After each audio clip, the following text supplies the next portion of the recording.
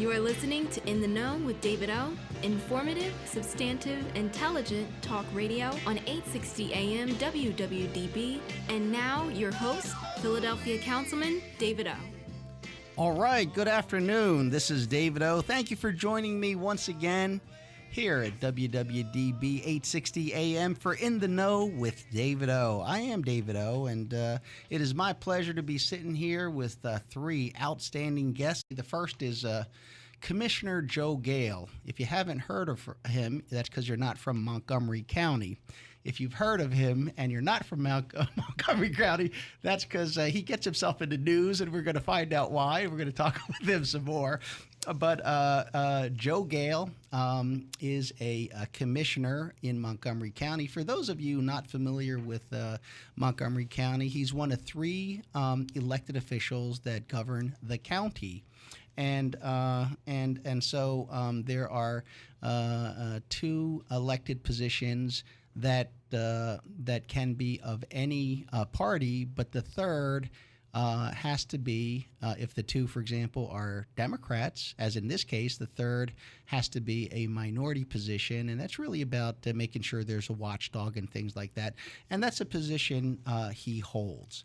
He's a lifelong resident of Montgomery County, raised in Plymouth Township. He attended schools in Colonial School District. He's a graduate of Temple University's Fox School of Business, where he earned a degree in finance and real estate.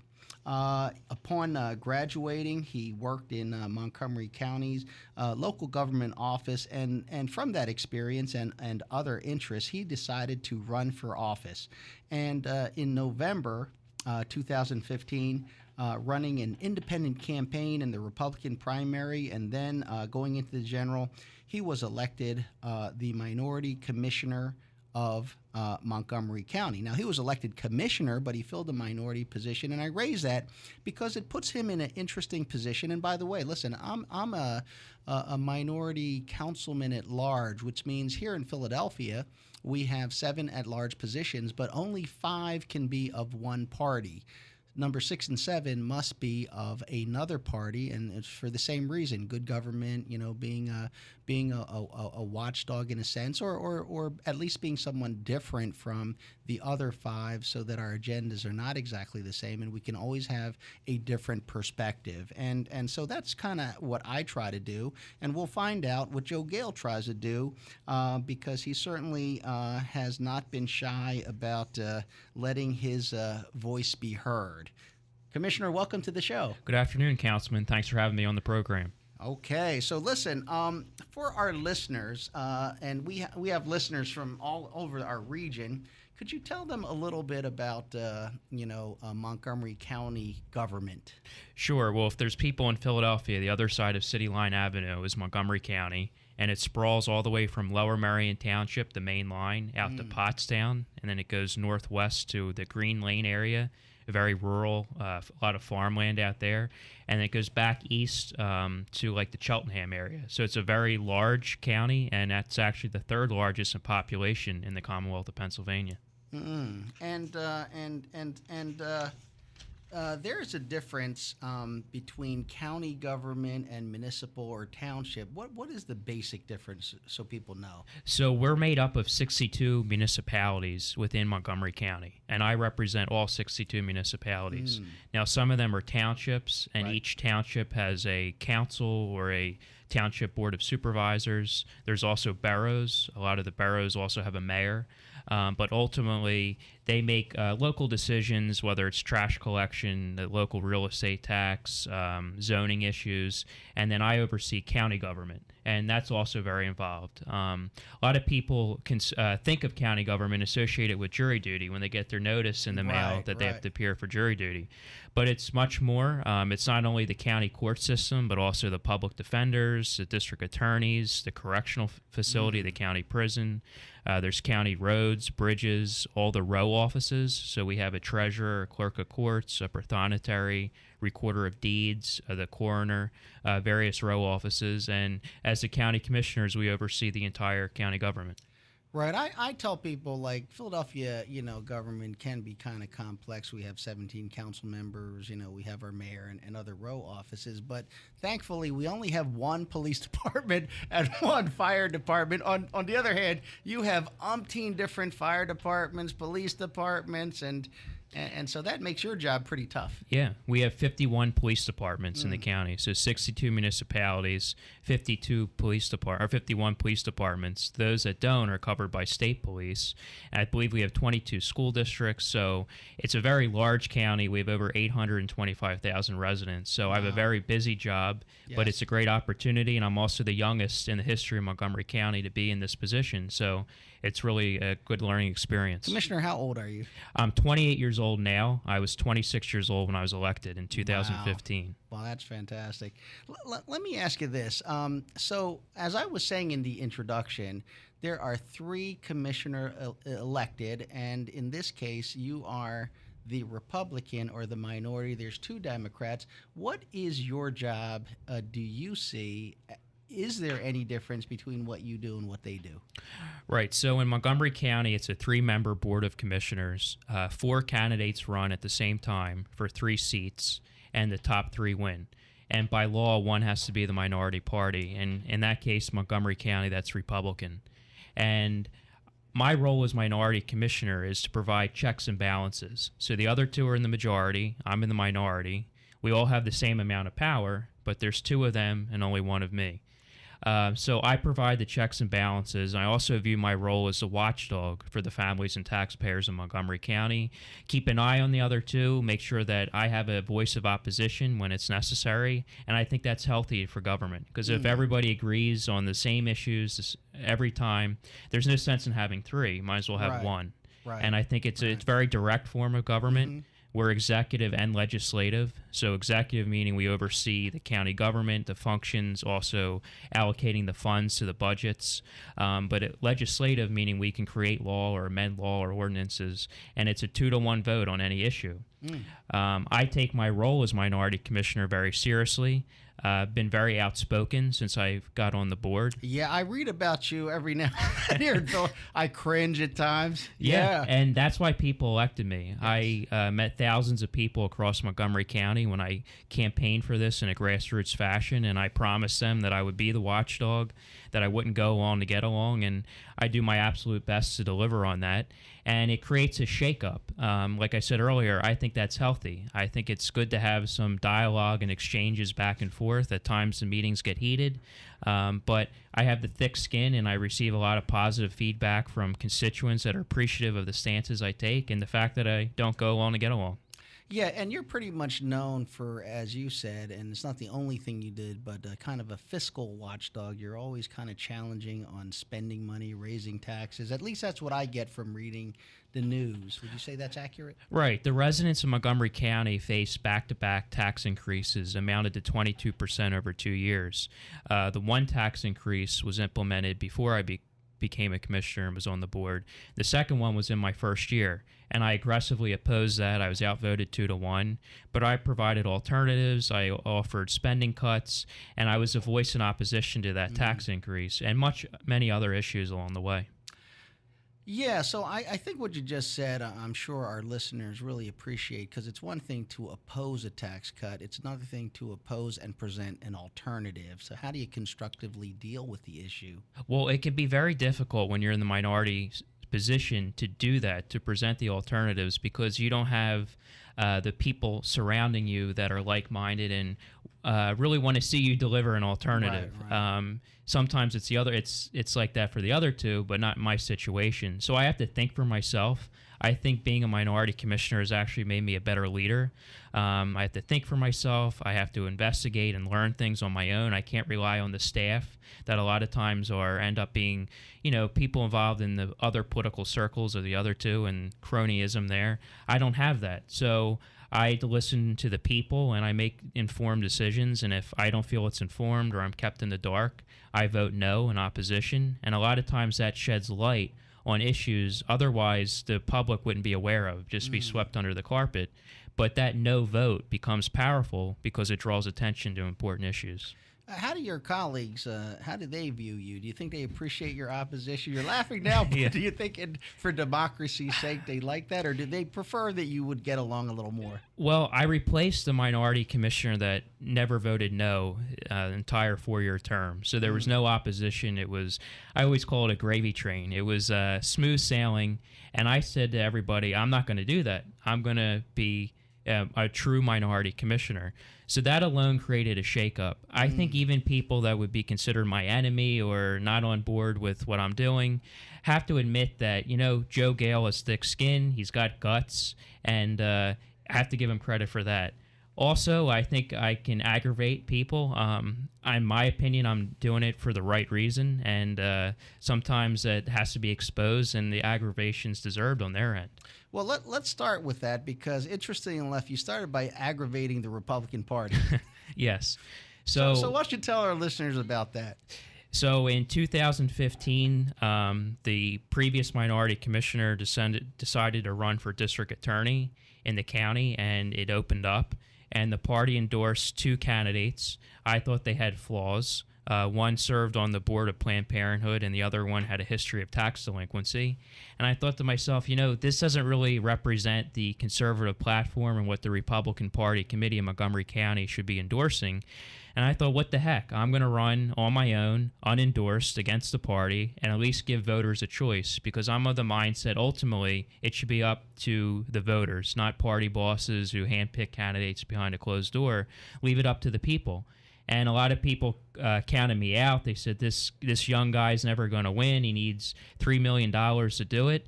And I wasn't afraid of losing. I knew at a young age this was going to get my name out in the public. I was going to get used to speaking to people. And ultimately, I was doing the right thing and giving the Republican voters a choice in the primary, and a solid conservative choice. And it resonated with people. Typically, the public doesn't get very excited and interested in local elections. It's not very exciting, when you're talking about school boards and county prothonotary and coroner. But here I was, a young guy bucking the system. It caught their attention, and it kept building momentum, and we were able to pull off what was considered the biggest upset in Pennsylvania in the 2015 election cycle. Yeah, and I do think that whether people agree with you or don't, I think they will agree that you're pretty clear. You don't kind of hide your perspective or your opinions, and pretty much you tell people who you are, take it or leave it, and perhaps that was very refreshing to a lot of folks. And I think it's easier that way. I've never held office. Some people, they're on their township board, then they do state representative and ultimately county commissioner. I skipped that whole process. I came here in a very unique way, and I think it's easier to be a straight shooter. I call myself a common sense independent conservative, and I say what's on my mind, and I like to do it at a public setting. A lot of times, like an example in our board of commissioners, they don't want any controversy or any opposition. They just want unanimous votes at the public meetings.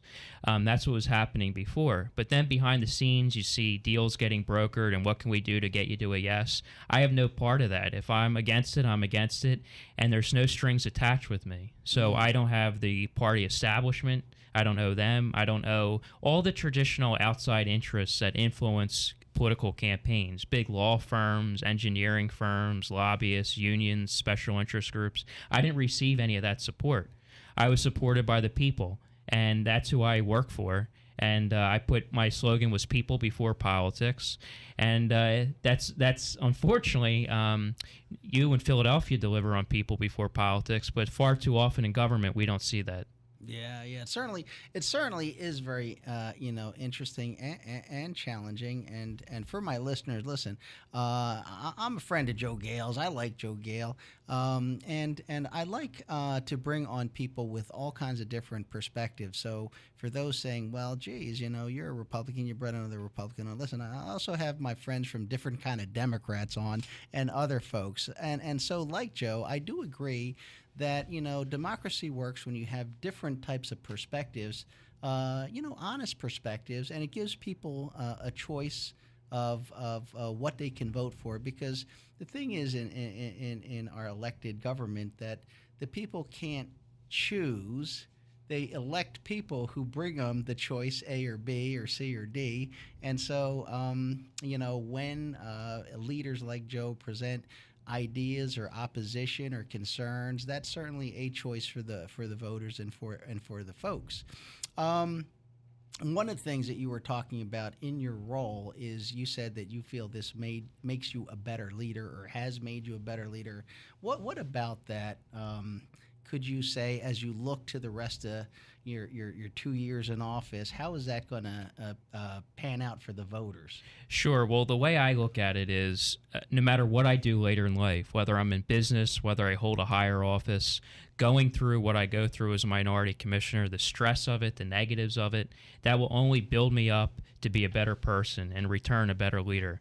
So with that mindset, you really can't go wrong. So even on my worst day, when I have the media against me, the biased news media, the other two commissioners, the staff, everybody piles up. It's a big gang up on Joe Gale. I think to myself, you know what? Later in life, no matter what that may be, sometimes it's hard to understand in the moment. It's going to make me a stronger leader. And it's rare to have that in government. I think it deters good people from getting involved because it's nasty. The political side of it's nasty. Yes. Governing can be nasty. And it takes a certain type of person to do it. And I'm surrounded with a good team of people behind me.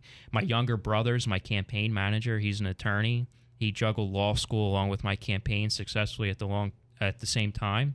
So I have him to bounce things off of, and we have a good team that works well, and I still stay independent of the party, and I keep fighting the fight in county government. Okay, fantastic.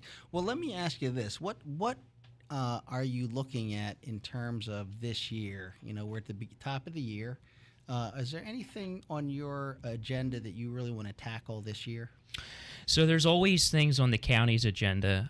One of the biggest things I do is in government, you have to follow campaign contributions because what I learned early on are a lot of outside interest influence the decision-making process through political campaign contributions. I don't receive many of those, and I don't go out soliciting it to seek it.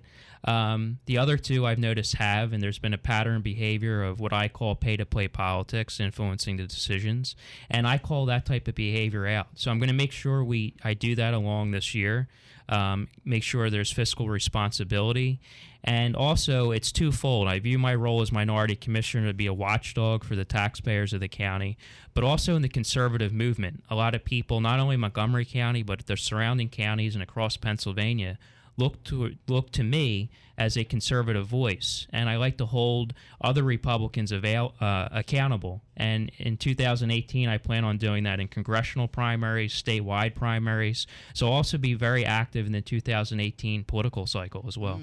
Okay, that's very interesting. And so when you talk about the other races that you're going to be engaged with, what is driving you to do that? Because that's not particularly, or is it, relevant to Montgomery County?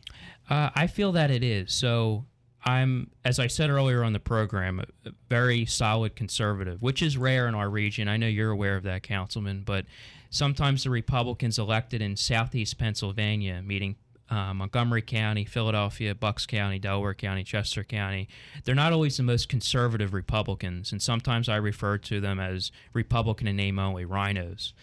So that resonates with a lot of voters, and they look towards me as, hey, this guy is a conservative, he stays true to his word, and I'm going to follow his lead, and it's an honor to have that conservative voice. And Montgomery County is made up of 5 congressional districts, which is unique. I've had people ask me to primary some of the incumbent congressmen. I've had people ask me to run for United States Senate, governor, lieutenant governor. So there's a lot of things on the horizon in 2018. I haven't pulled a trigger yet on another elected office, but I may do so towards the end of January or early February. And it keeps them on their toes. I know a lot of people are wondering because I get asked often, and it's an honor to be asked, and we're building a strong movement. Okay, fantastic. Now, if people want to learn more about you, where can they go to get more information? Sure, they can go to my website, which is joegale.com. My last name is spelled Gale, so joegale.com. They could also find me on Facebook. I update Facebook daily. I put photos and what I'm doing as commissioner. My Facebook page is called Vote Joe Gale, so they can go on Facebook and like Vote Joe Gale. Okay, and you have any... Now, you're pretty accessible to the Montgomery County residents, I understand. They can always come down to Norristown, and you're out and about. Any big things coming up where they might catch you? Sure. We meet the first and third Thursday of each month, or the commissioner board meetings, and they're held in Norristown. That's the county seat. So across from the county courthouse is a big 10-story building called One Montgomery Plaza. Our office is on the 8th floor, and that's where our boardroom is. So we meet twice a month, first and third Thursday. Those meetings are also live streamed, and then there's a video archive on the county website, which is montcopa.org, and you can go on and watch history of videos of our board meetings. All right, fantastic. So listen, fiercely independent, Republican, outspoken, conservative for sure. No doubt about that. Joe Gale, Gale. Commissioner, thank you for coming to our show. I really enjoyed it. Thank you for having me. All right.